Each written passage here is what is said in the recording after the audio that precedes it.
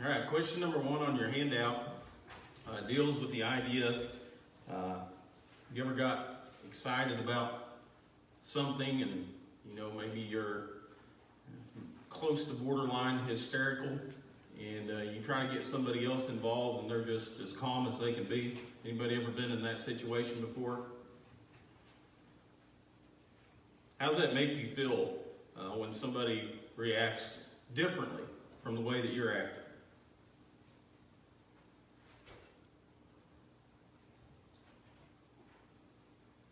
No wrong answer. It's upsetting. Okay, yeah, I think there's probably, two reactions. Some people like that. I mean, some people like the person who's calm, they're in the one that's kind of buzzing around, trying to do everything. They like that calming influence. And so that's, to them, it's kind of soothing, I guess. It kind of balances out the emotions maybe in the room. The other reaction, like Danny said, is, sometimes if you get excited about something and the other person's just as calm as they can be, it can upset you a little bit. It might make you mad. It might make you a little bit disappointed. Maybe you can't even fathom why somebody would react in that way, why they would lack the same urgency. That's the type of person that I am. I mean, everybody's personality is different, but when I get excited about something and I'm kicking it in gear and I'm trying to move and do things and somebody comes along, they're just kind of moseying along, and it just drives me crazy. You want somebody to react like you are, to have the same sense of urgency that you have. Yes, sir. What gets some people excited doesn't do that for other people. Some people, if they have a snake close to them, get kind of excited. Other people, it doesn't bother them at all. Some people, it's storms. Yeah. Storms coming, we gotta run around, we gotta go. With other people, they, doesn't bother me at all. So it's different for different people. Yeah, and so the thing one of the stories that we're going to look at tonight is, of course, Jesus calming a storm. And that's really the two different reactions that you see. You see that the disciples, they're just hysterical about what's going on. And here's Jesus, and he's just, he's as calm as he can be in the current situation. And, it got me to kind of think about the idea, the things as human beings, the things that, get us so excited about. How do you think God feels about those things?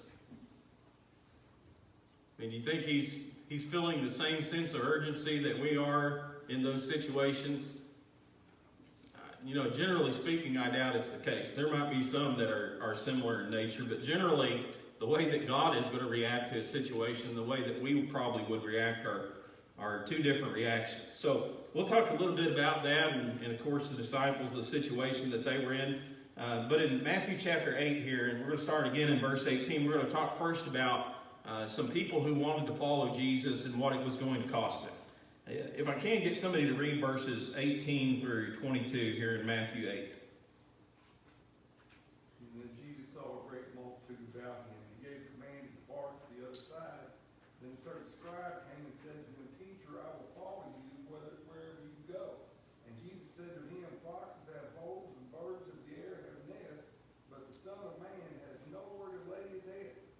Then another disciple said to him, Lord, let me first go and bury my father. But Jesus said to him, Follow me and let the dead bury their own dead. Okay, so we read about two different men that come to Jesus, and basically they make the commitment that they're going to follow Christ. And the first person that comes to Jesus, what was his occupation?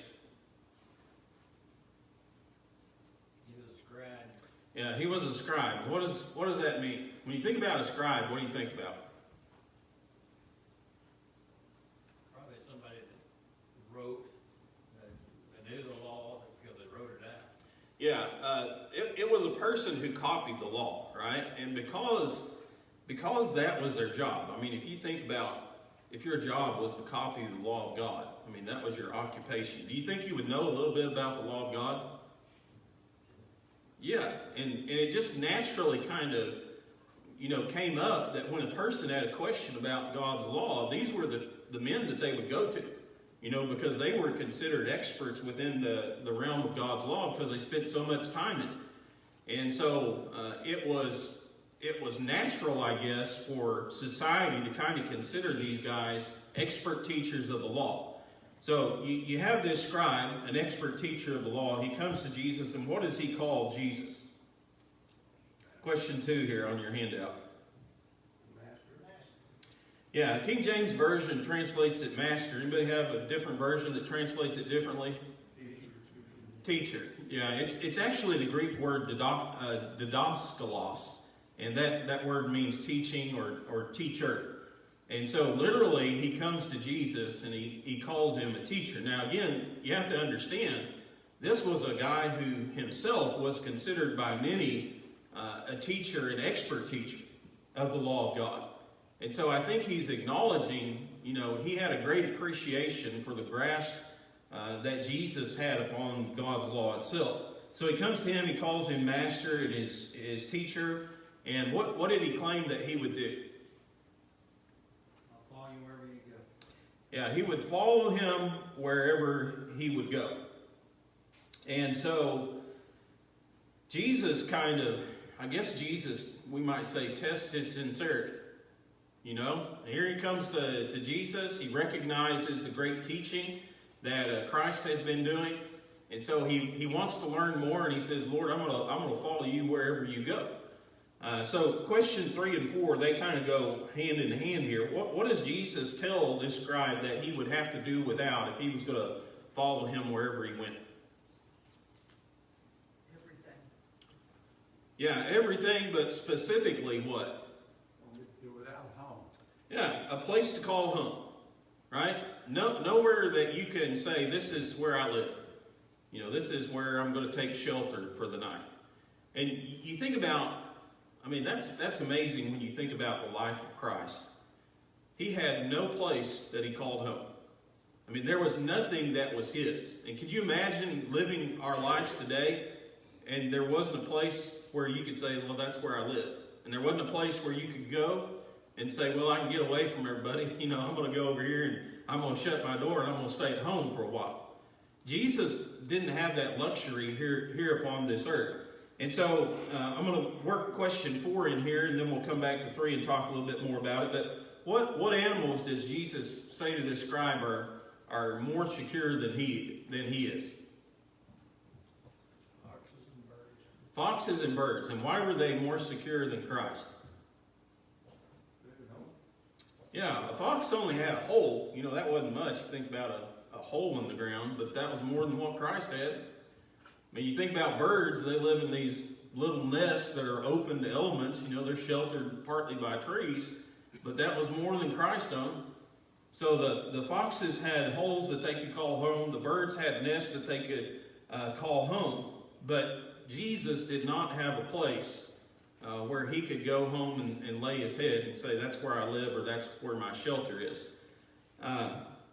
Think about if Christ came to us and we told Jesus, which is basically what we do when we become Christians, we'll follow you wherever you go, right? What if Christ told us, okay, you can follow me wherever I go, but you're not going to have all the modern luxuries that you have today? Think about all the things that we take for granted in this life. You can follow me wherever I go, but you're not going to have a car. You can't get no mode of transportation. Okay, you're not going to have a bank account. Did Jesus have that? No. You're not going to have a house that you can call your own, or a place you could call your own. How many of us would be willing to do that? That'd be tough, wouldn't it? To give up all these things that we look at in our life and we say, we've got to have those things. You got to have a car, you got to have a place to live. But when you look at Christ, what did he own here upon this earth? Clothes on his back. He had his clothes. That was all that he had to his name. But that's the way that he lived life. And through living that way, one of the things that he showed us is the great deal of faith that he had in God. Right? He didn't need all these things of the world in order to be secure. And so to think about making that sacrifice, we think about serving Christ today, but being a disciple of Christ, what does it cost to follow Christ? Well, it can be harder than what it appears, right? And so that's how Jesus is portraying the idea of following him to this scribe. So we read about another. Anybody have any thoughts or comments on this guy? Thought I saw somebody's hand, maybe not. So we read about another man who comes to Jesus, and he says, what? Was he going to follow Christ? After he buried his father. Yeah. Basically, he made the same profession. He said, I'll follow you wherever you go, but first let me go and bury my father. And so the question 5 here on your handout, the only stipulation that he gave for following Jesus wherever he went was first to let him go bury his father. And let's stop and let's talk about this a little bit. And before you answer the question, I'm going to do what Dennis does here. Think about the why. Okay, if this is what you think or what you believe, think about why or why you think this or why you believe this. So the question that I have, and I want us to discuss a little bit, is do you think his father was still alive? No. Okay? Maybe. There's no middle ground here. I just think he hadn't been buried yet, and it was the process that his father's dead, but there's no time frame involved on how long that burial was going to take or any of the other technicalities of, what a funeral would be. So therefore, he was laying aside what Jesus was teaching him to follow him and looking at his own interest and putting father or mother before Jesus. Okay? It could be he was saying, let me stick around, take care of my dad until he passes away, and then I'll go. It's my responsibility. He's here. I got to take care of him until he's gone, then I'll go follow you. I don't know. Yeah. So there's basically, well, it's one or the other, right? And the Bible doesn't specifically state it, so I'm not going to be dogmatic about it. I ask what you guys think, and I appreciate it whenever you tell me that and why you think it's that way. But like I always say, when I'm teaching the class, I'm going to tell you what I think too. So you don't have to agree with it, but I think that he was still alive.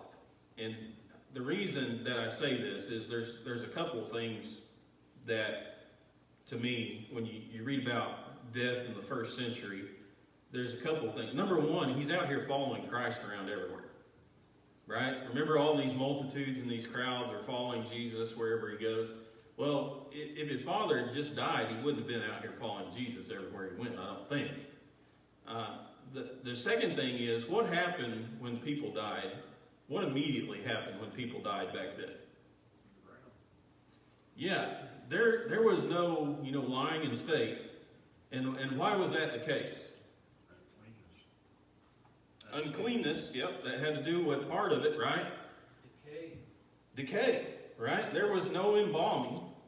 And so when you read about people dying in the Bible, what do? They immediately have a funeral. I mean, they immediately wrap the body up in spices and, fragrant plants because of the decaying process. And they immediately place them within a tomb.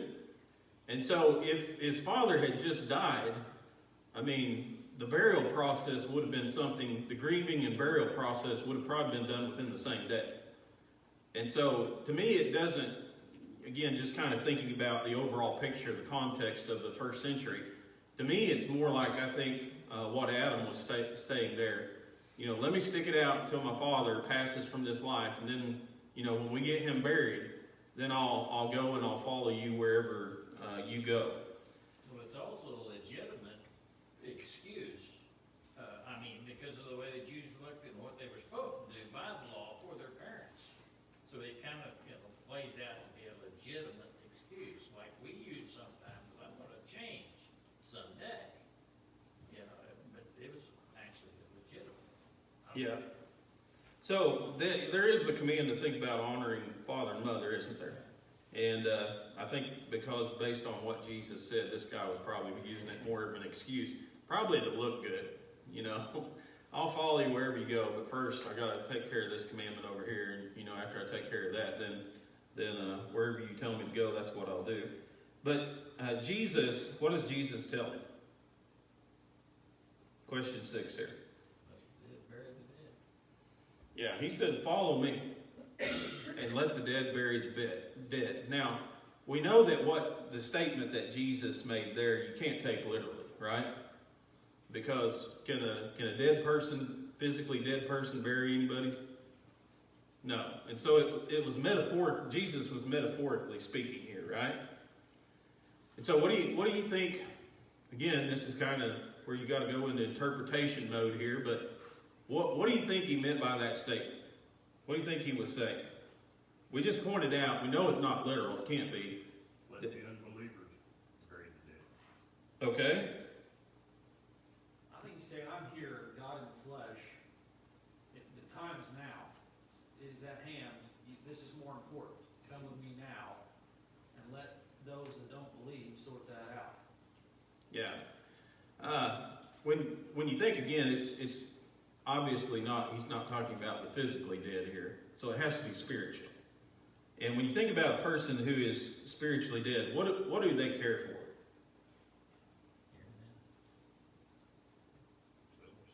It's the world, isn't it? I mean, it's all the things that are involved. It's worldly things. It's worldly matters. That's where all their focus is. That's where they pay the greatest attention. And when you think about the things of this world, what's going to happen to them? They're going to pass away, aren't they? Isn't that what the Bible tells us? They're empty things. They're meaningless things. They're things that ultimately going to be destroyed in the end. And so, stop just a minute and think about what a spiritually or what a physically minded person, spiritually dead person, is going to think about. What are they going to care for? Just going to be worldly matters. That's what's going to be their main focus. So, if you kind of think about verse 21 there, this guy says, let me do this first. Okay, so this is kind of a pop quiz, not where it's not a hard one or not going to be graded on it, but we've talked about it the last couple of weeks. So when we think about serving God and following Christ, when is the time to do that? Right now. There we go. Lanny was paying attention, right? What day do we do it?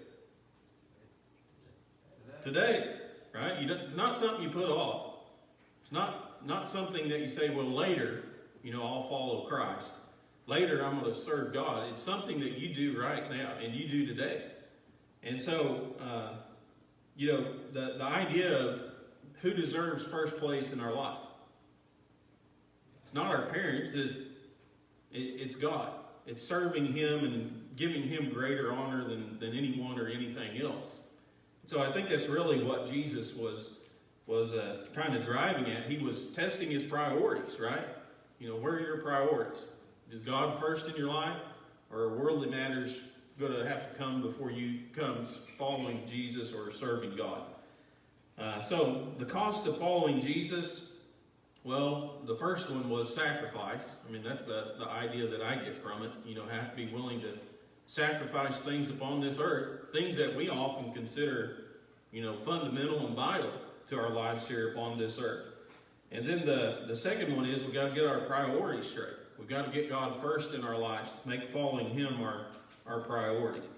So, a little bit of two good lessons, I guess, from Jesus there in His interaction with His disciples. Anybody have anything you want to add to that, or before we go over to Luke chapter 8? Yes, sir.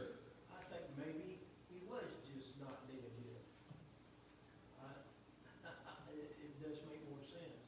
Okay. Well, like I said, that's just my opinion. So. Well, no, I think it's a good point in that, it would have probably been immediate. And probably he was just wanting to, stay at home because that was his obligation. So. Yeah. Or sometimes we're like him. We use excuses to, keep from doing what we know needs to be done. We try to put it off, and I think that's just human nature. All right, so let's go over to Luke chapter 8. I don't know why we're reading it from Luke, but I said we're following the outline of studying through the Bible, so that's what we're going to do because that's what it tells us to do. So we're going to go over to Luke chapter 8. We're going to read about Jesus calming a storm. Somebody read, whenever you get there, read verses 22 through 25 for us. It came to pass on a certain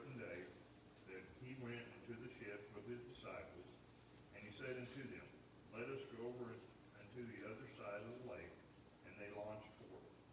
But as they sailed, he fell asleep. And there came down a storm of wind on the lake. And they were filled with water, and were in jeopardy. And they came to him, awoke him, saying, Master, Master, we perish. Then he arose and rebuked the wind and the raging of the water, and they ceased, and they were calm. And he said unto them, Where is your faith? And they, being afraid, wondered, saying one to another, What manner of man is this? For he commandeth even the winds and water, and they obey him. Okay, so we mentioned our first question that we looked at tonight. The reaction of the disciples, obviously, in this situation is a little bit different than, a lot different than that of Jesus's. And so, question number 7 here on your handout: How did Jesus react to this terrible storm?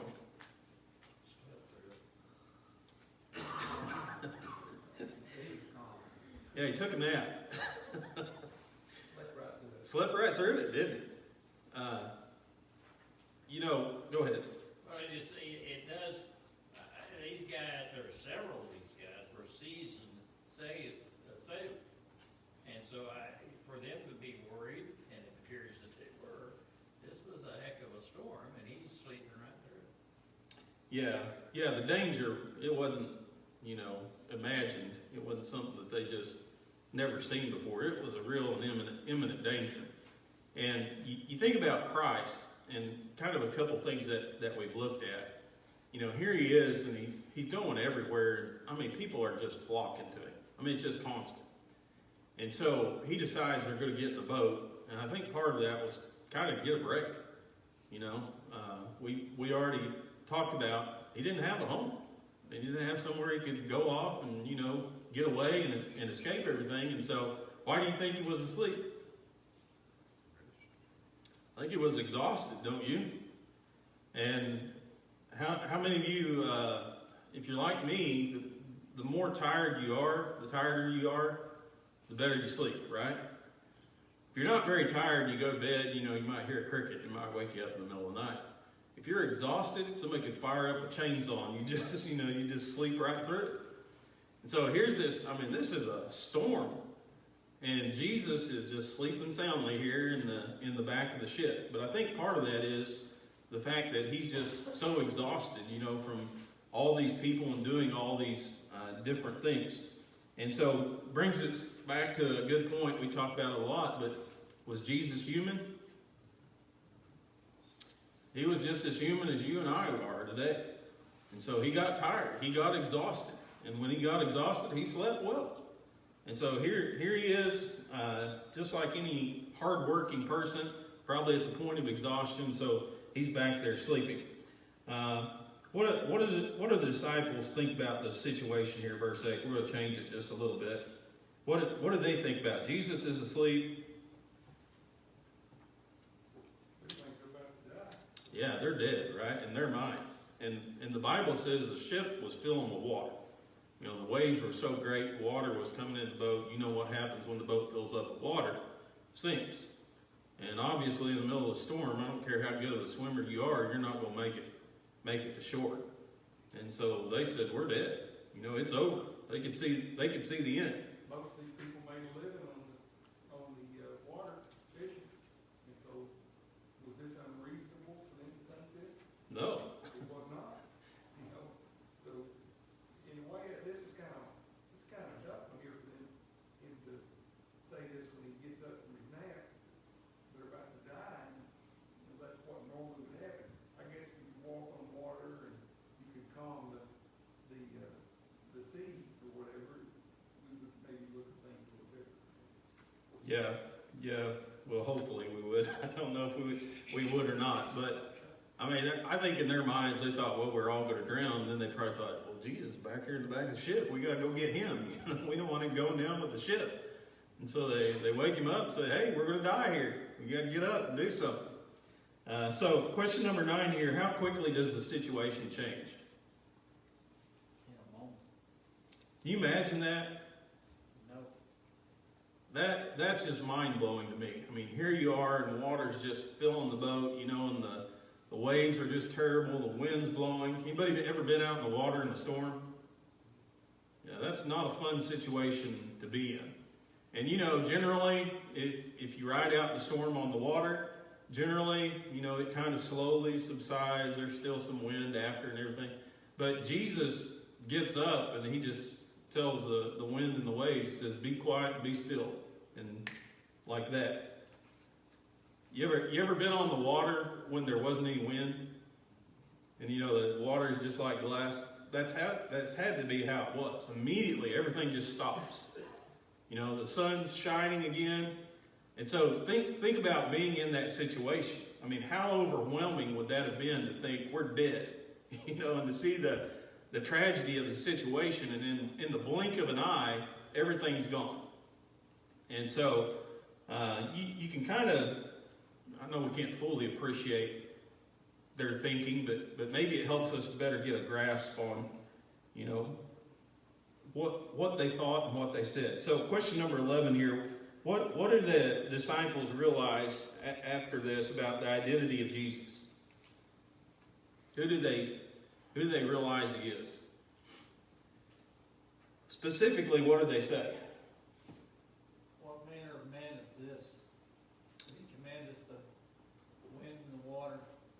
Yeah, so who is this guy? This is a guy that tells the water what to do, and it listens. This is a guy who tells the winds what to do, and they listen to him. And so to them, whenever they realize, it's one thing to hear something, but it's another thing to experience it.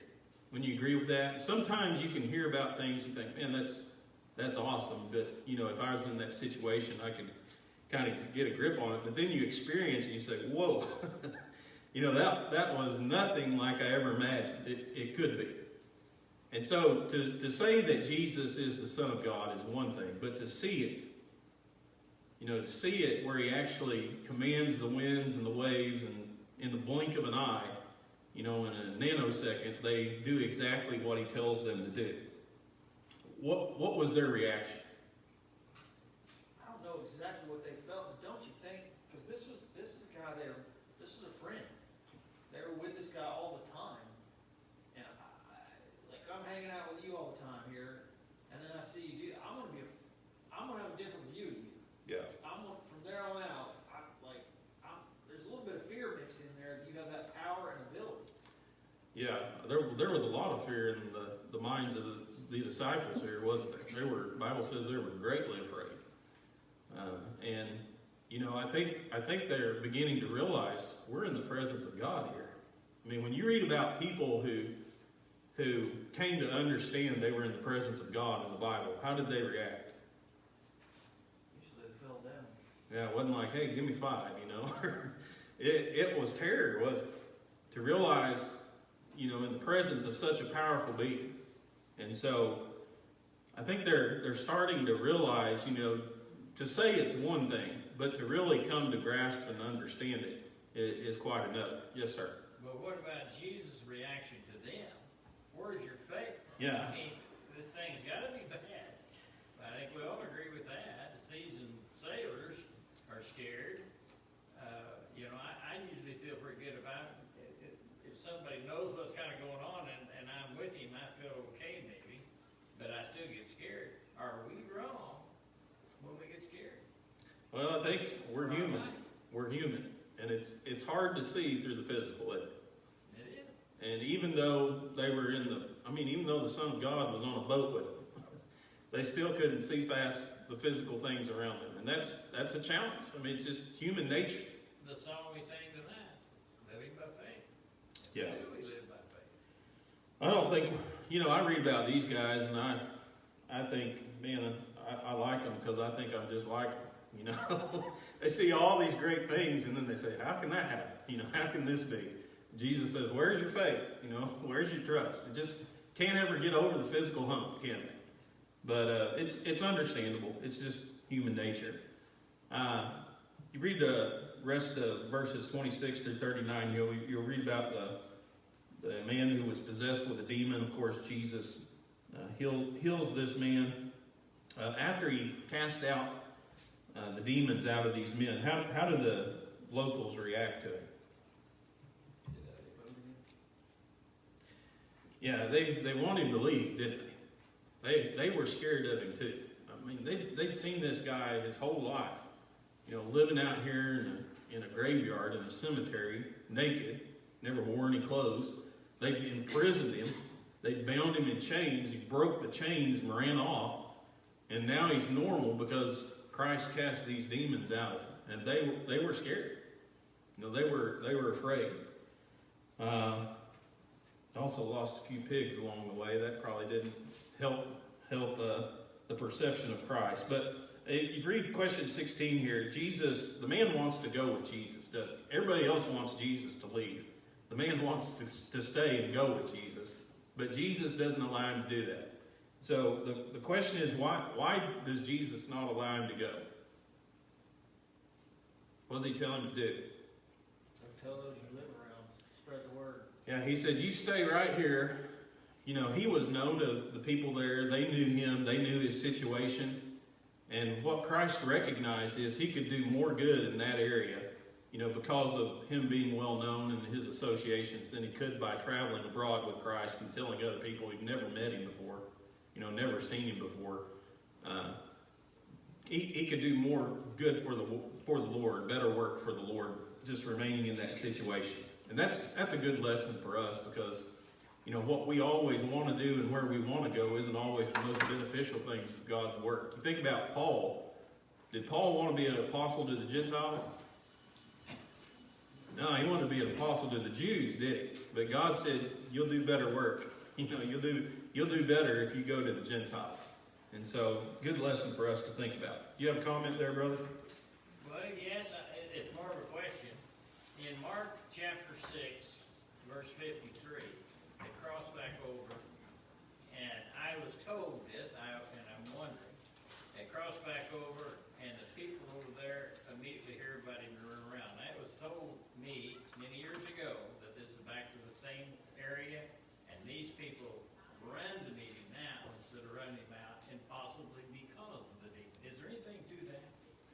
Because of the what? Because of this guy that went around telling people, and they're all looking for him now rather than running him off like they did the first time. Oh, in Mark This 6? is actually I see now what the you're second saying. time.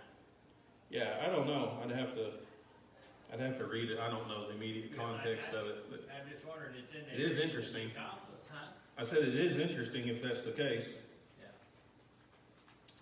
Yeah, let me look at it a little bit more and I'll get back to you. Remind me next week if I don't remember. Okay, anybody else have any thoughts, comments, or questions? Yes, sir. If Christ said I had a house, a donkey, sheep, that would be a treasure on earth. And that wasn't what he was about. No, I mean, didn't even think about that. Didn't have a refrigerator. Didn't have a pantry. I mean, that'd be tough. But that's the way that he lived. And again, it showed his great faith and trust that he had in God providing